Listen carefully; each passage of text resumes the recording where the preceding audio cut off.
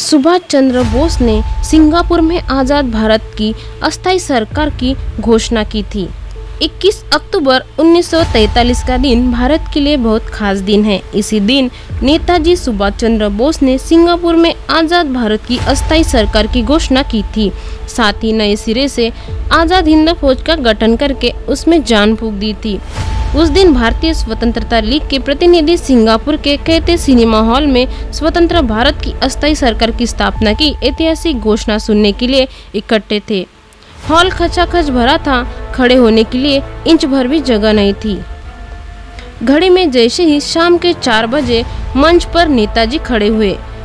उन्हें एक खास घोषणा करनी थी। ये घोषणा 1500 शब्दों में थी, जिसे नेताजी ने 2 दिन पहले रात में बैठकर तैयार किया था।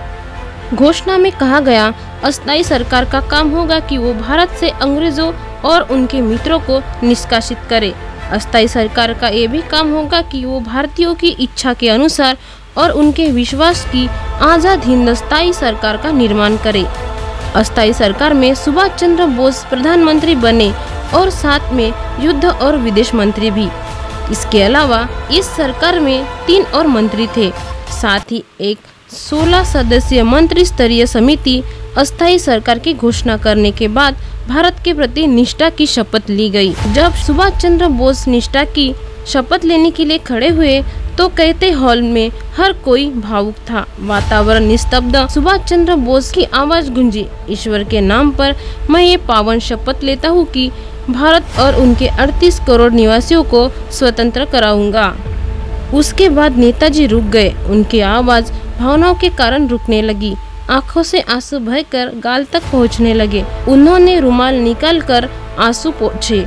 उस समय हर किसी की आंखों में आंसू आ गए। कुछ देर सुभाष को भावनाओं को काबू करने के लिए रुकना पड़ा। फिर उन्होंने पढ़ना शुरू किया। मैं सुभाष चंद्र बोस अपने जीवन की आखिरी सांस तक स्वतंत्रता की पवित्र लड़ाई लड़ता रहूंगा। मैं हमेशा भारत का सेवक रहूंगा।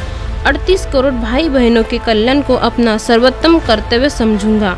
आज़ादी के बाद भी मैं हमेशा भारत की स्वतंत्रता की रक्षा के लिए अपने रक्त की आखिरी बूंद बहाने को तैयार रहूंगा। नेताजी के भाषण के बाद देर तक इंकलाब जिंदाबाद, आज़ाद हिंद जिंदाबाद के आसमान को गूंजा देने वाले नारे गूंजते रहे।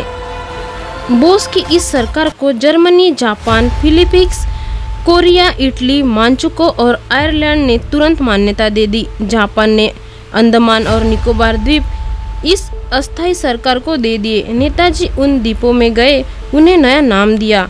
अंडमान का नाम शहीद द्वीप और निकोबार का नाम स्वराज द्वीप रखा। 30 दिसंबर 1943 को इन द्वीपों पर आज़ाद भारत का झंडा भी फहराया गया।